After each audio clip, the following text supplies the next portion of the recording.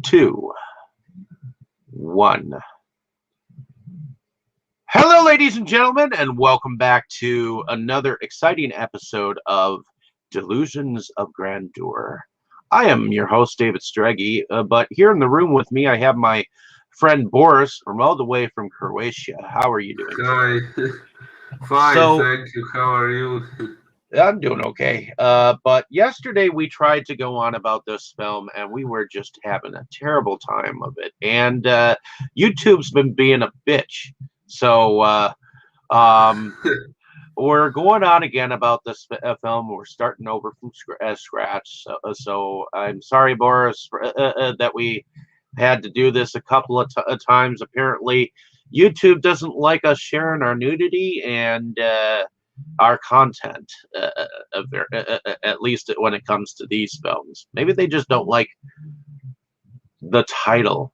I don't know, but it uh, Sometimes maybe they are aware of the content. To be honest, but let us go into what IMDb says about this film. And this film is directed by Stephen R. Monroe, the same director as the first remake, I Spit on Your Grave 2. It is called, and this is the unrated version. It was direct to video in 2013. And this is what the IMDb profile says about the film. When Katie innocently accepts an offer to have new photos taken for her portfolio, the experience quickly turns into a nightmare of rape, torture, and kidnapping. Now she will have to find the strength to exact her brutal revenge. So, what were your first thoughts on this film? And was this a first time watch for you? well, I watched it yesterday twice, once on my own and then with you before we had our unsuccessful discussion. Uh, so yeah, I guess you could say it was my first time. Well, my first two times. Okay. uh, And what were your and thoughts about it? I must say my thoughts about it were that it was a bit predictable after seeing the first one. It was rather obvious what was going to happen to the main character and what she was going to do about it eventually. So yeah, I guess the predictability of the story after seeing the first I Spit on Your Grave is kind of my issue with it. If someone saw this movie without being familiar with the first one, without knowing what to expect, then it would probably be more exciting. But this way, yeah, it like I said, it was rather predictable what she was going to do, and so on. The only question was how. So Okay. Well, as far as anything, the last time I saw it was yesterday with you. But before that, I had picked it up from, I believe, Walmart, because that's my normal hop to go and pick up brand new films from, and I think it was about $10 thereabouts. So was the third one, if I'm not mistaken. But it was a direct to video release. Uh, I was looking forward to it because I wasn't sure what to expect from it. Though I knew it was going to use the same chemical of revenge and rape formula that this movie has been and become known for. Um, like the first one, that's always been controversial. The second one was controversial, and we all know that this particular film was kind of based on a brutal reality that the original director had either seen or heard of before he even directed the film. And I think that's why this film franchise was so popular, partially due to the fact how brutal um, the enactment of the rape scenes and the enactment of revenge was just as brutal. So, in this particular film, we get a young girl by the name of Katie, and her full name is Katie Carter, and she was played by Gemma Dallender. Um, she seems to be a very pretty girl, sexy in a way, uh, and we don't really entirely get a total backstory of her. So, what do you think about that aspect of the film? That the only real backstory that we get is her talking to this. Well, the beginning of the film, we have her talking to a friend, and it appears that she's working in a coffee place, and she's talking to a friend about her photos, and her friend says, "Hey, one thing that'll help you get ahead in this world is getting better headshots for you. Basically, your photos don't really make you look very good. It would probably be a good idea for you to get professional photographs of yourself." So, Well, what do you think about this idea of her going out and looking for new photographs? Is that pretty much innocent? well, pretty much, yeah. I guess they just wanted to do something different from the story of Jennifer Hills, who was a writer and so on. I guess they thought it would be boring if everything was exactly the same, so they at least gave her a different job than what Jennifer had, but. She still is pretty much another instance of the Jennifer Hills stereotype. So, Which is another point that we should probably point out, that this sequel does not delve into the Jennifer Hill story at all. It just uses a similar young lady who seems to want to get well. Whereas in Jennifer Hill's thing, she wanted to get away from society and write her novel, whereas this young woman, she innocently just wanted some professional photos to advance her career. And when she heard free photos, she was like, "Cool, I'll call this number." So she did.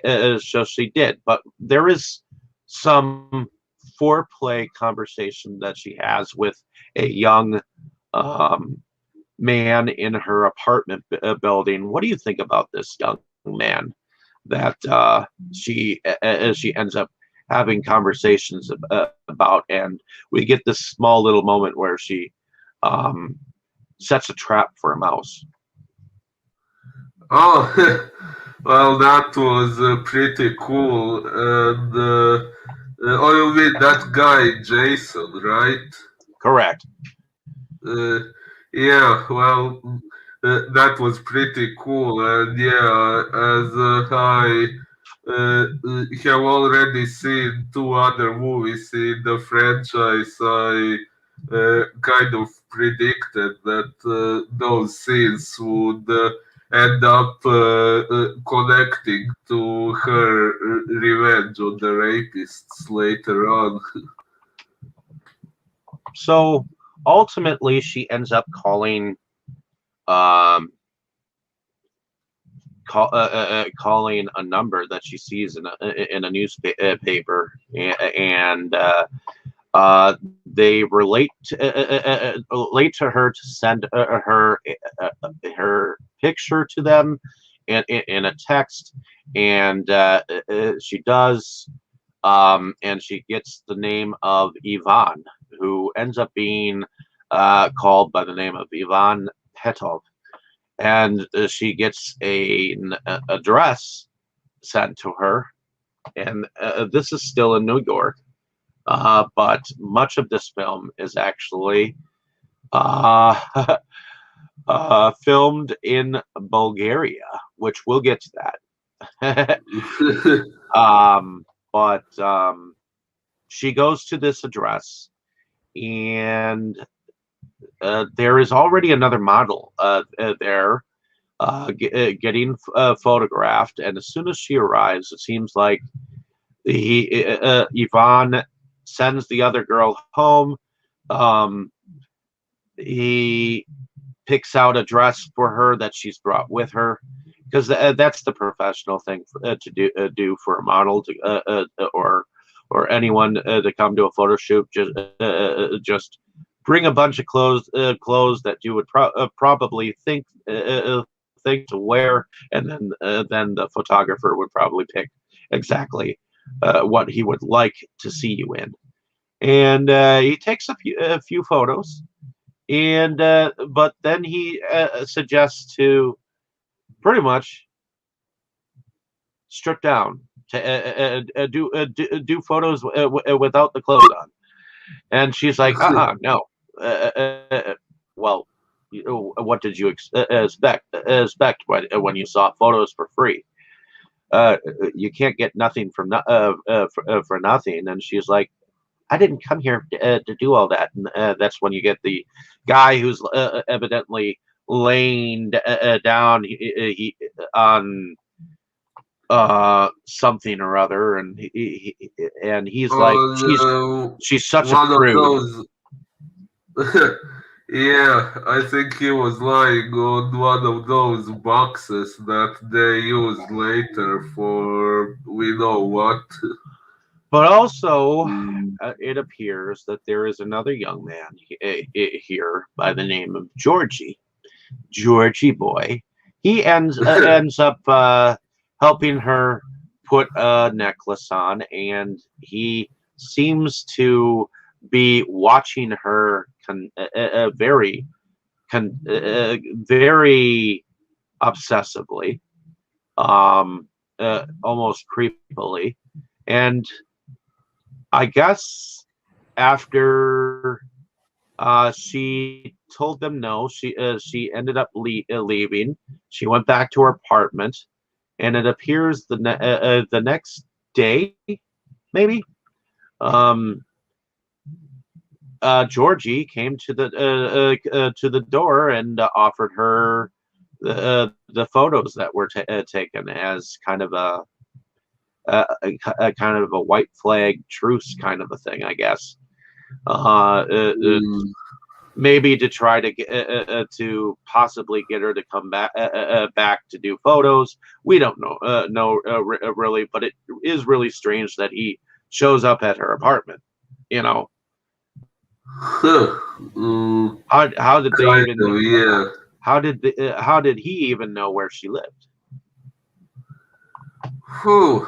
Well, good point. I wasn't thinking about that. Honestly, I thought maybe she gave her address somewhere in the process, but It's possible that she I might have given. wasn't really thinking about that. It's possible she might have given the address in whatever the photo release paperwork that Iman was talking about, but I think Georgie followed her back and just hung around the place, which is why we see him looking like he's like in some basement somewhere, and so she ends up going down the hallway, coming back, going to bed, and then suddenly she wakes up and Georgie's there in the room. What do you think about that? Uh, well, yeah, that would be a kind of scary experience to have, I imagine. So she wakes up with Georgie in the room, and he's like, "It's okay, we can talk." And he's trying to convince her that everything is okay, and it's really not okay for him to be there. And so she screams a couple of times, and she tries to leave. He drags her back in, throws her to the floor, and that's about when the uh, Jason guy who lives, I guess, lives in the same building that Yeah. he fixes the place with, and he heard her screams, and he came, he knocked first. He came into the room, and that's when Georgie knifes him. And while he's bleeding to death, he rips uh, Katie's underwear off and rapes her. And what do you think about this whole situation here? Well, while the first movie seemed to have shortened the rape scenes compared to the original I Spit on Your Grave, this one seemed to make it longer and more brutal and more painful to watch, especially if you well, maybe not only that one particular scene with Georgie, but if you add all the other scenes of what they did to her and for how long they were doing it, it was pretty much brutal and disgusting and really difficult to watch. Well, yeah, Georgie really isn't that innocent in this whole thing. He basically uh, slaps her around quite a little bit here to get her to shut up, and then he brutally kills like Jason, and he's still alive while he's watching her get brutally raped from behind by Georgie, and in fact, he his life drains from his eyes as he watches, and that's, I think, a more brutal thing. Having someone watch someone else get hurt while you're dying, and those emotions. What kind of emotions are going through his head? Uh, Ultimately, afterwards, Georgie has apparently some remorse for the whole thing, so he ends up calling his brother, which his brother comes with, and they end up finding some sandwich bags to put on their hands, and he orders Georgie to wipe down everything. And I guess it just so happens that the third guy in the room ends up having some kind of a drug pill, a pill to uh, give her to um, put her to sleep or put her in a happy place, or uh, something of that nature, something similar to like Mm, acid or something like that. yeah, I think that they mentioned something named Probably some kind of a ketamine. date rape Maybe drug. that was it. Possibly, yeah. Ketamine. Yeah, ketamine. Well, the one that I always hear the most is Rohypnol, but ketamine, I think, is a drug that is a kind of a date rape drug too, I think. So they give her that, and then she starts to go in and out of it. They put her in a box, and she wakes up where? In in some, fucking Bulgaria, and yeah. well, we don't realize that at first. She wakes up in a basement on a to a fucking pole, and I guess they um she she screams for tries to pull herself from this, which hurts her wrists because every time she struggles, um, it pulls on her wrists, and ultimately they come back in a little bit to try to give her a shower because evidently she's about to meet their dad, their daddy, and Oh, their father. His name's Velko, and he he enjoys pain a hell of a lot more, I guess. uh, at least but he. but before this even happens, she has an escape attempt because she ends up I guess Georgie ends up being alone with her as he seems to be wiping her tears away, and he seems to feel something for like some gentility, you know, um, which her in New York, and to have this care where he wants to make her look pretty and shit like that. So he puts this dress on her, and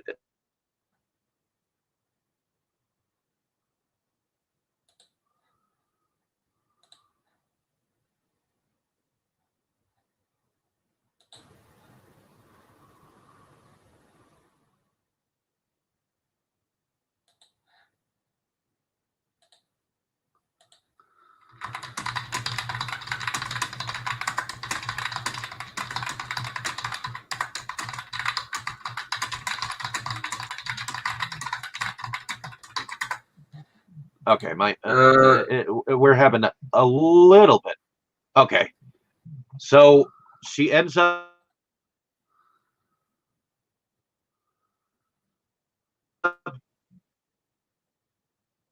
escaping through the windows in the basement side uh, into the center of some part of wherever she gets in the police car. She doesn't realize where she is, and he tells her she's in Bulgaria, and she's like, "What? I was just in New York yesterday," uh, you know, kind of uh, thing. And he brings her back, and I guess he's the detective is questioning her, and so some lady shows up. We learn that her name is Anna, and I guess she comes off as being as if she was someone from the embassy to take her to the embassy, and that's why Katie goes with this lady because she thinks she's going to help. Well, she ends up taking her straight back to the same basement in which she had just escaped from. So, what do you think about this whole scenario that she escapes?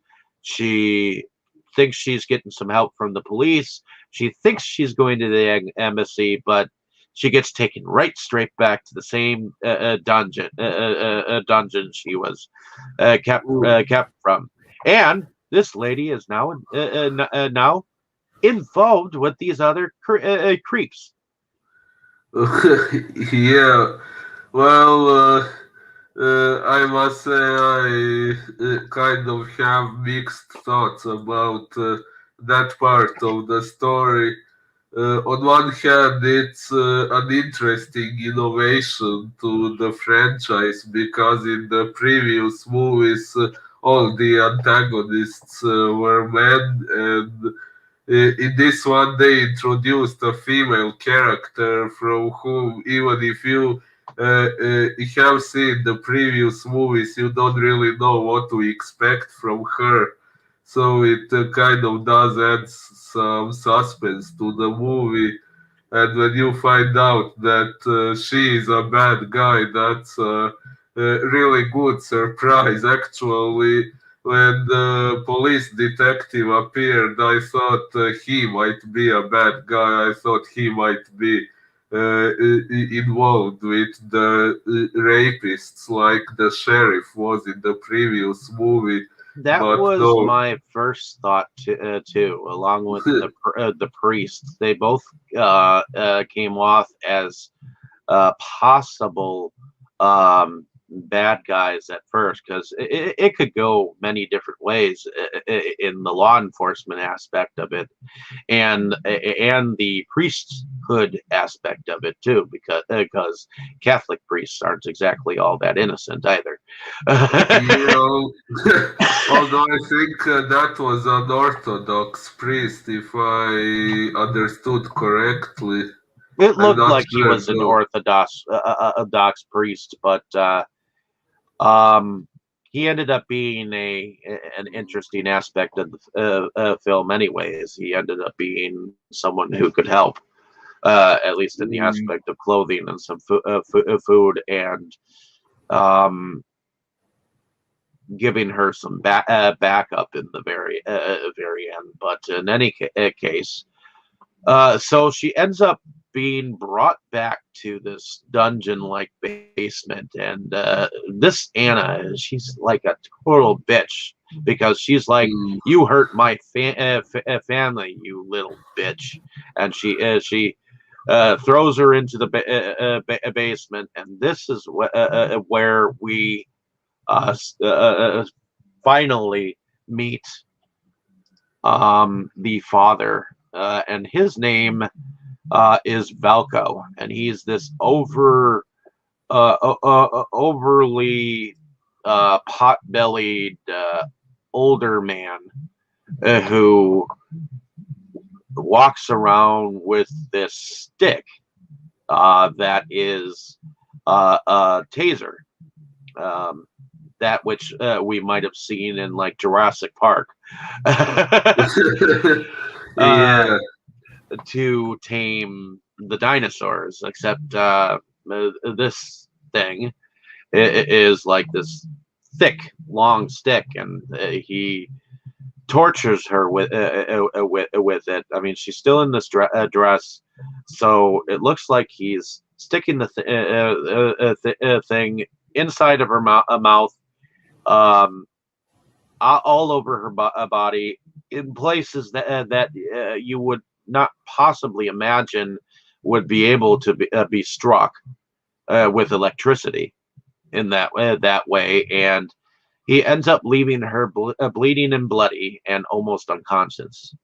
And so the boys, they end up coming back. They dig a hole, they put her in a box, and then they bury her in that box. And then while she's in the box, she is praying to God that uh, to not leave her like this, to not let her die like this. And that part that's when I feel for her when she's praying to God over and over, do not let me die like this, not like this. You know, what do you think about this whole scenario of Valko? What do you think about that character?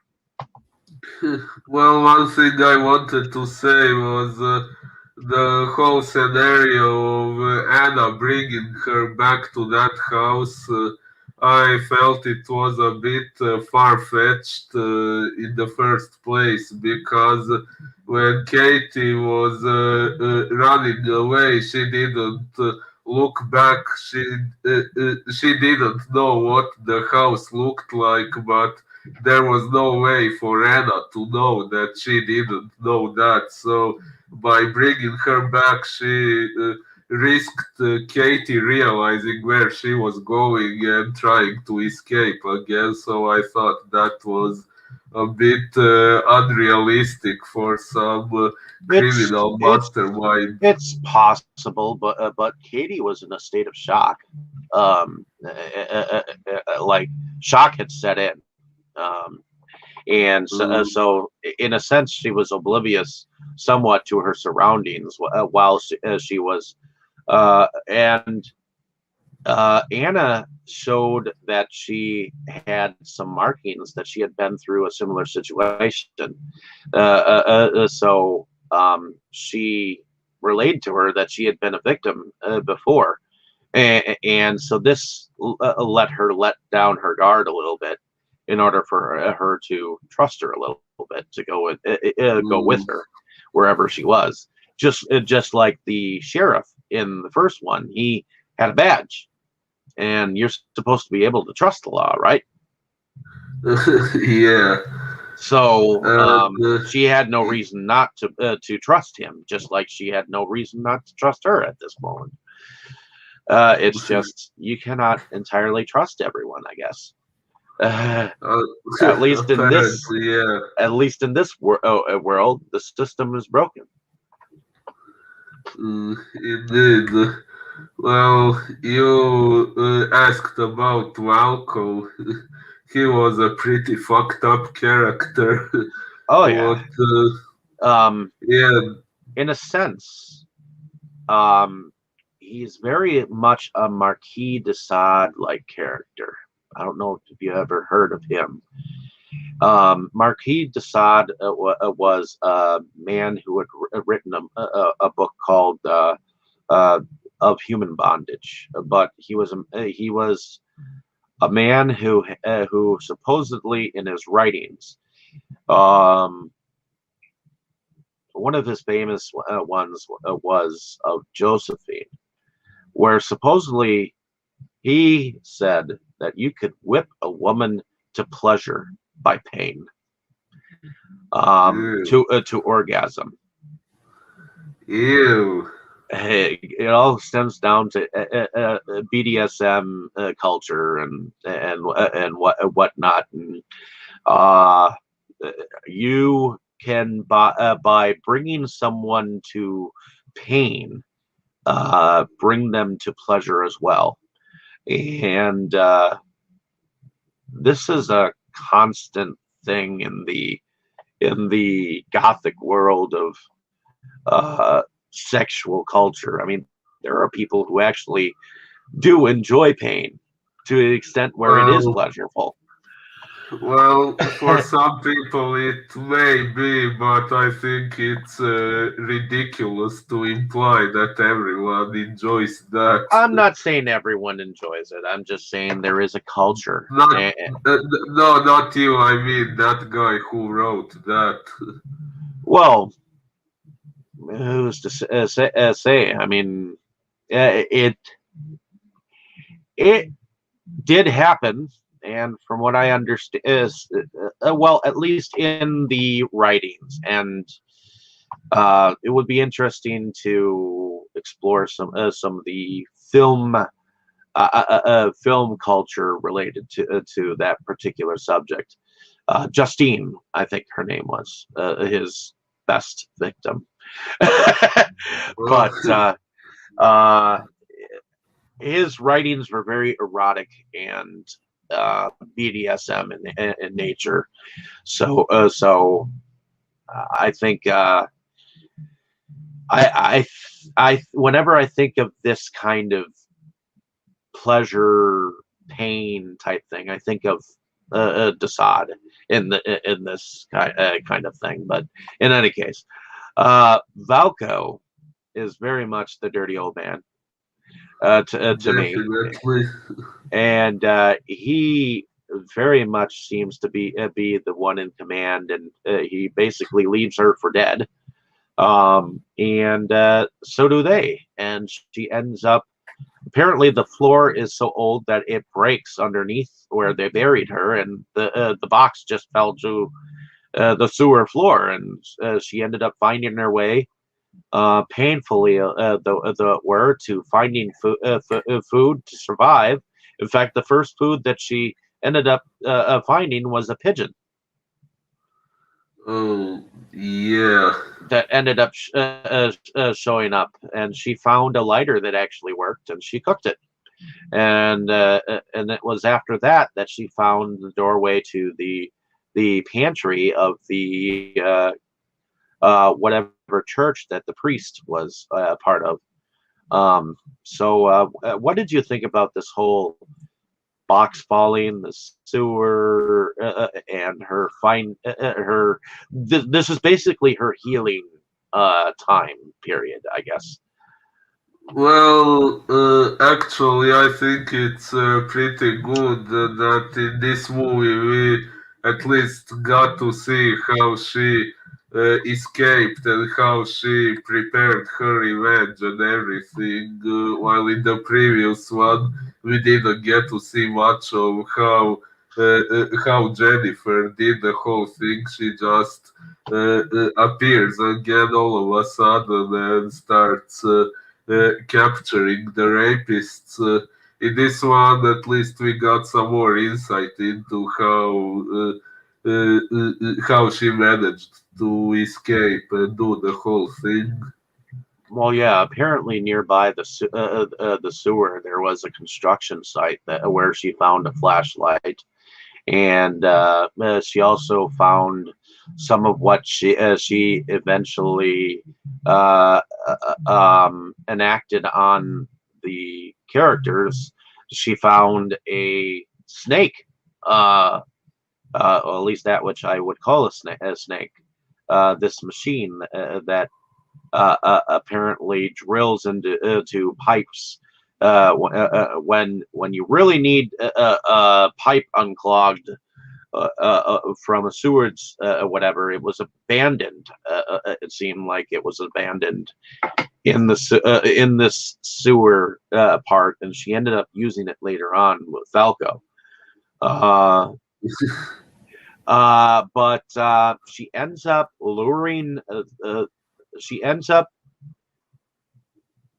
establishing a relationship with the priest first, but the words that she used from the Bible are "Vengeance is mine, saith the Lord." What do you think about the fact that she used those words to live by, at least within the next couple of moments? Well, one thing it left me wondering is how exactly if she was a model and everything, and there was no sign that she was into religion or anything like that. How exactly did she know that there was that particular quote in the Bible, and where exactly she could find it so quickly? Well, I imagine that she was actually down here in the sewer system for quite a long time, um, because it showed her down there for several days, if not at least a couple of weeks, um, because she kept blacking out first because of hunger, and then next because she was still healing from the whole. I mean, they beat her up and they put her through hell. So her coming back from it in any sense, the word, um, and it's the priest who reached out to the exact cop that that started to tell him about this vagrant woman that he had found, and he's worried about her because he gave her some clothes in the Bible, and she left it for me open to this page where it says, "Vengeance is mine," and I know that this woman has been through a lot. I'm not sure exactly what she's capable of, but maybe you can help her. What do you think about this whole scenario here? Well, that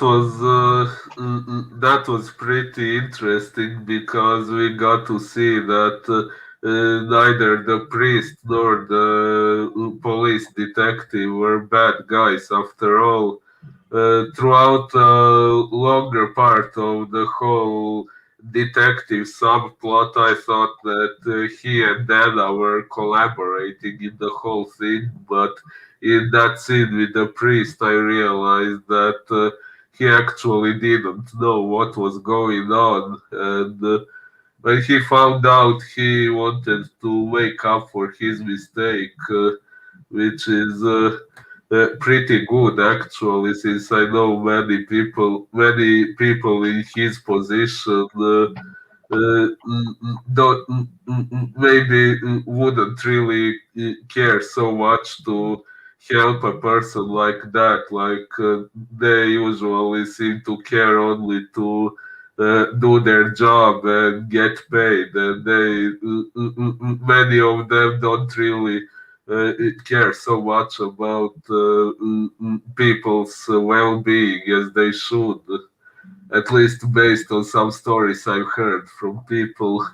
Well, here is how the revenge enactment began. It looks like she did some surveying of the dude that quaaluded her, that drugged her, going into the club. But then she sought out um, Georgie by putting her cross into his cup of coffee. Oh yeah, that was good. And then he followed her into this sewer cave or whatnot entrance, and she ends up um,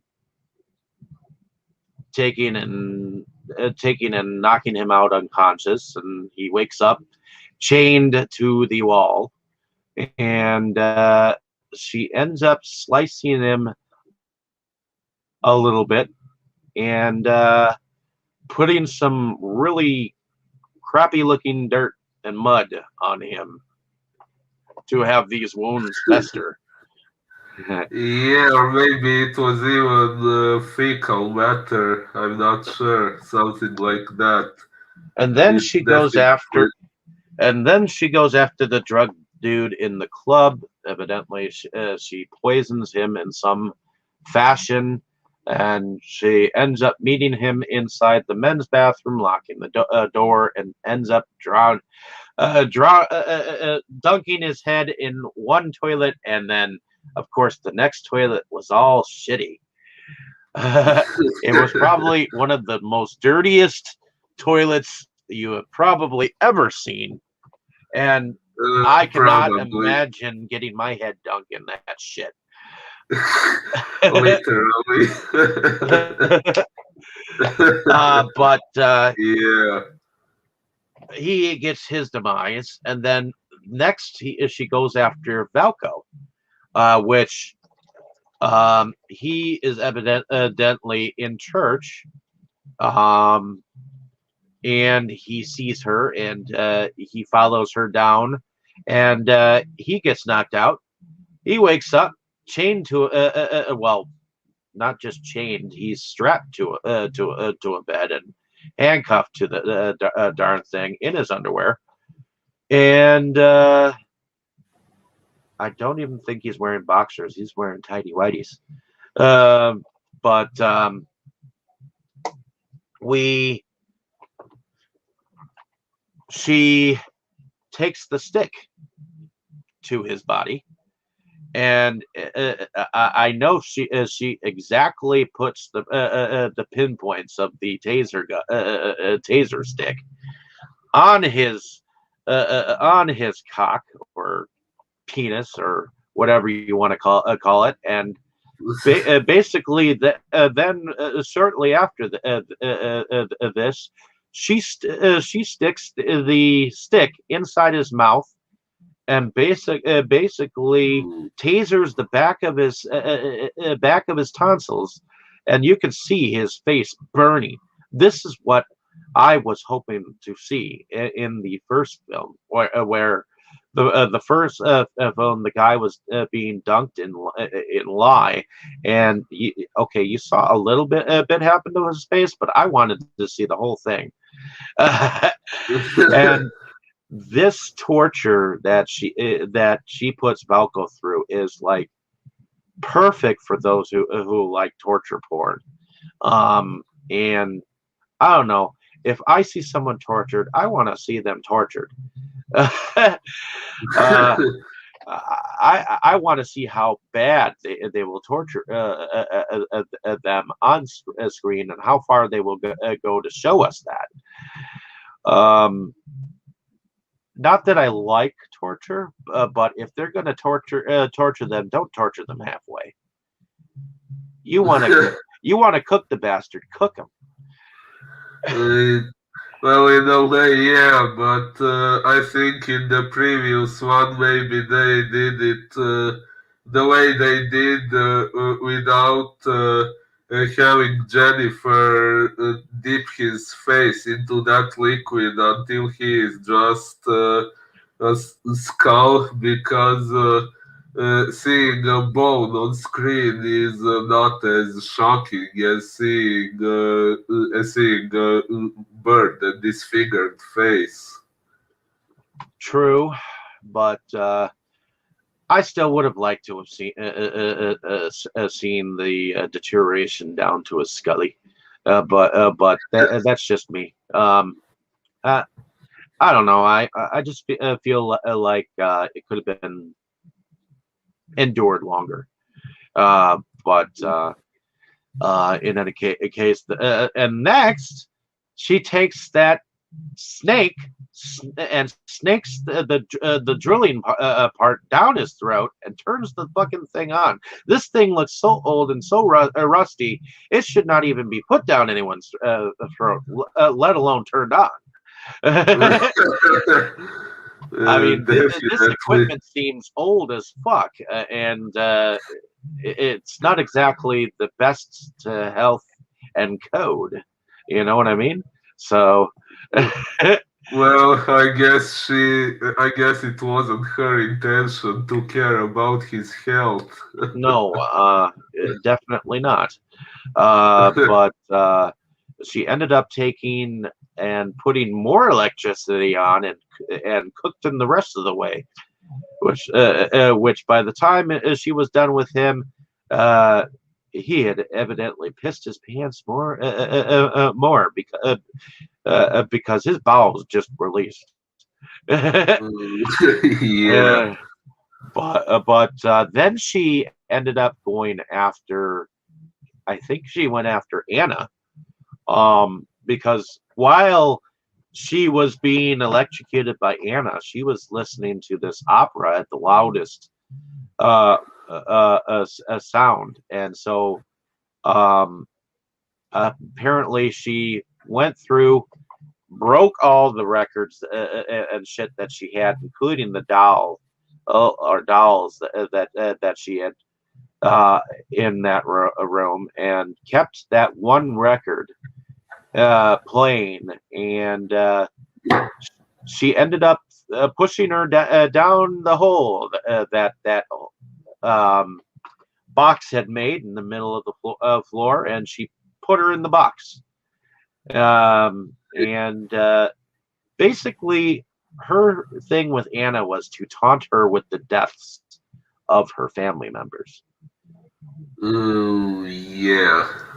And by the time of that ending, she had seen so much and been knocked on the head so much that she basically went crazy. What do you think about about the whole thing that she did to Anna? Oh, well, actually, at first I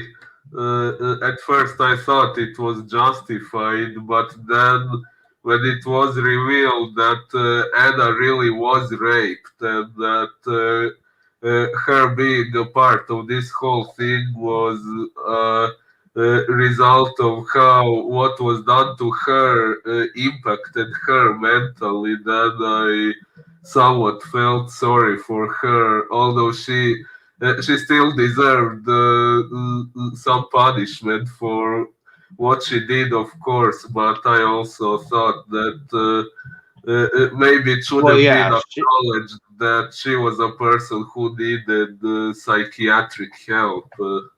yeah, she might have needed psychiatric help because of this, but because she continued the victimization on someone else and just went along with it instead of helping her out when she could have, maybe.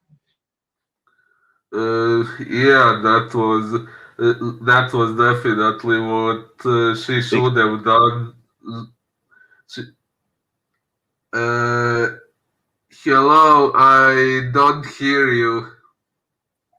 yeah, well, she was definitely not around Valco when she went and picked up Katie at the police station. She could have helped her out Uh, then, having as much freedom as she did. But yeah. she had evidently hurt Georgie, which was her son, and yeah, you don't fuck with her family. So, Uh, Yeah, I guess that's one of the reasons. And also, if I understood correctly, she was very young when the whole thing began. So I guess she uh, doesn't think as a normal person anymore after. well, the raping must be loved by this point because she loves her family apparently, and is a part of it all, but by victimizing her even more and helping them out. So Yeah, ultimately, she gets tied in with the group because of that, and because she didn't do anything to help. yeah.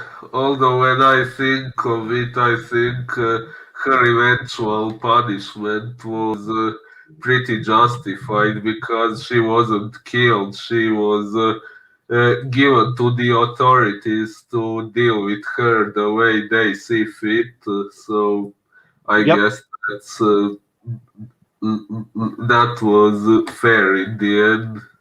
I think so. So, do you think that everything that she did to these guys, especially when she put the vice on Yvonne, Oh, because he said we all have our vices? oh yeah. Oh, yeah, I do think it was justified. The only issue I have with it is that this is the third movie in the franchise where we see castration punishment. It's getting a bit repetitive, but it's definitely deserved. Can't deny that Oh, much. the fact that she basically viced his nutsack in the fucking thing, and it just exploded by her tightening it all up, and then we just saw whatever splodge it became on the floor. Uh, yeah, but I mean, in the first movie, well, in both versions of the first movie, this guy Johnny got castrated. Now this one, so it's getting a bit predictable that seemingly at least one of the bad guys is going to get castrated. Yeah, maybe predictable, but still done differently. And Yeah. I think it was done. I think it was done differently this time, especially since the first one was a gardening shears, and this one was just a vice that she had stuck on his nuts. So I know when I first watched this, I was extremely looking away at that point. I would not want that vice on my nutsack. Yeah, I was looking away too. But ultimately, I think they all kind of got their due in the end, and I think this one was more gruesome than the first remake. Uh, Maybe not as gruesome as the sexual scene. As scene. See, I feel like these get. I feel like this is like the height of the gruesomeness. Because this is as gross as you can get as far as this type of revenge shit. Like the third one, I don't know. We'll get to that one. I feel like I feel like there were parts of that one that were a bit a bit too much and too obvious, but we'll get to that. So ultimately, she ends up going getting saved by the cop and uh, gets herself to the embassy by the end of the film. So, in what was one of your favorite scenes of this film? Let me think. It was mostly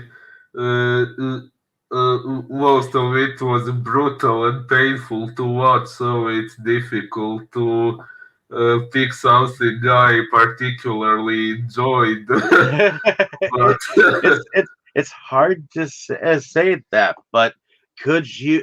Was it entertaining? Um, yeah, it was entertaining. did you like the film? Uh, Well, I have mixed feelings about it. I do have to admit it was well done and it was realistic. Shockingly realistic.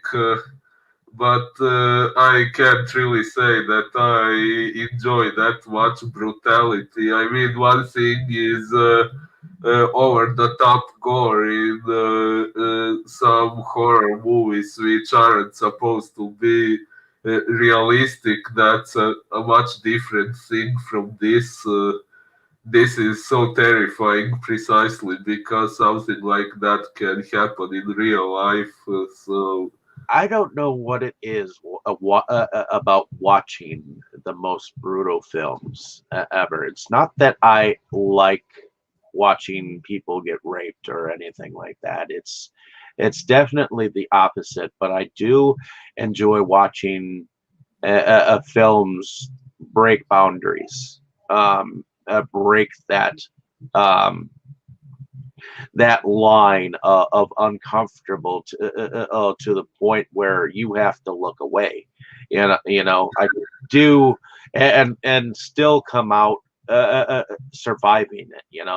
I mean, the fact that you can put this kind of brutality and put it on film, and then have as many people get into these kind of films. I mean, I remember when these were popular. I remember when people were saying these were good or whatnot.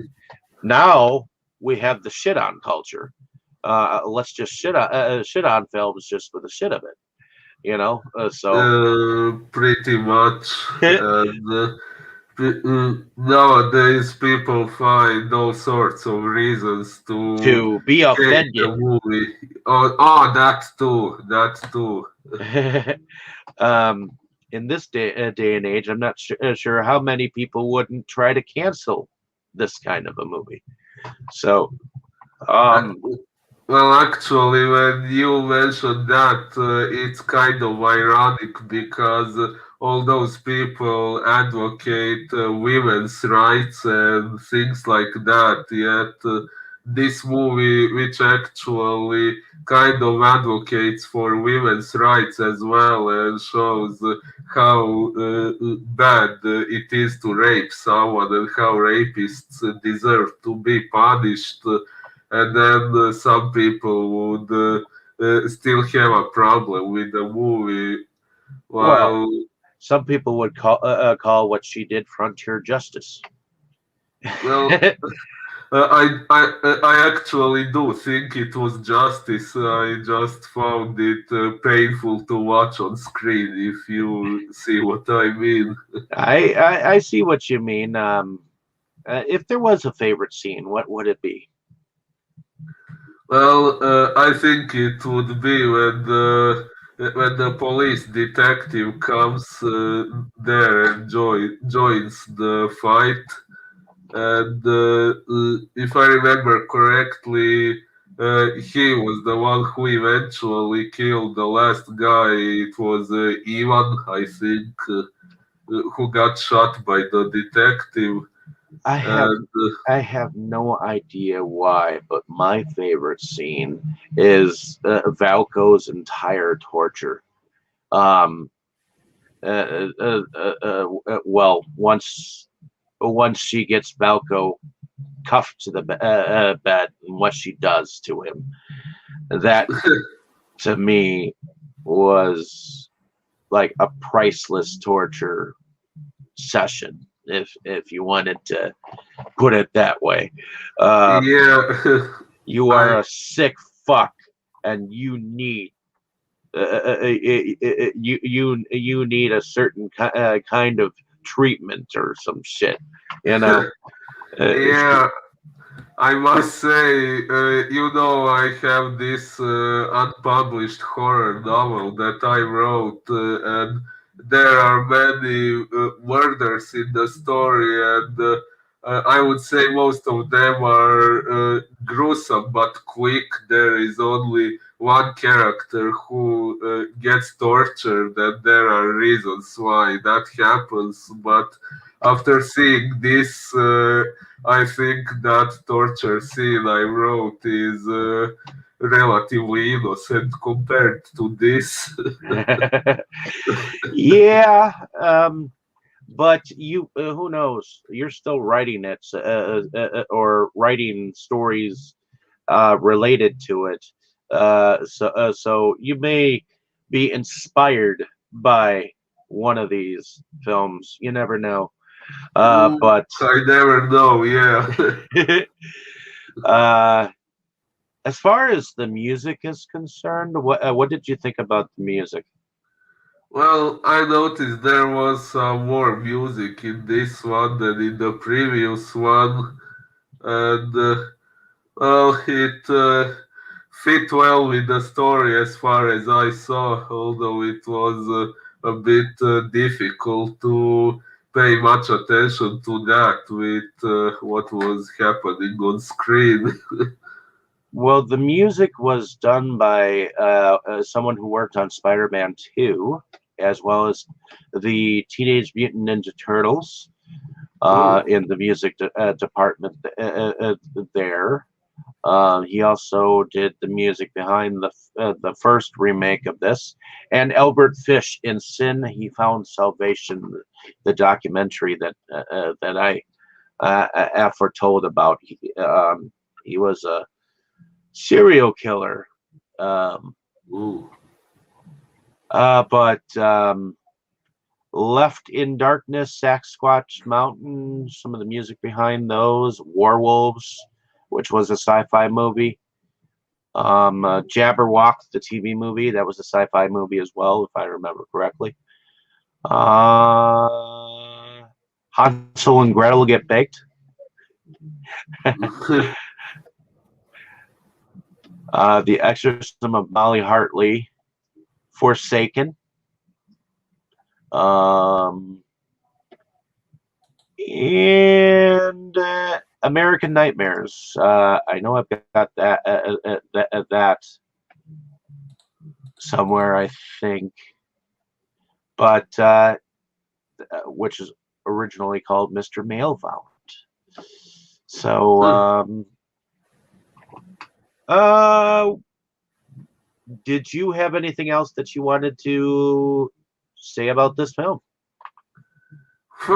Well, one thing I liked about this one better than the previous one is the fact that in this one everyone pretty much gets what they deserved, while in the previous one we had Matthew, who was kind of forced into the whole thing, and it was debatable whether he deserved what happened to him or not.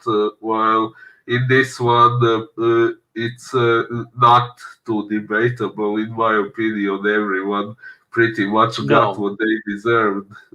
no. Though Georgie boy, he definitely seemed like he had some kind of a disability. Um, it was definitely more prevalent. He was more violent and uncontrollable, because when he called his brother, he said, "I fucked up again," which Oh means yeah, he'd done it before. yeah, that's one thing we mentioned in our unsuccessful discussion yesterday. Yeah, that's actually something I forgot to mention now.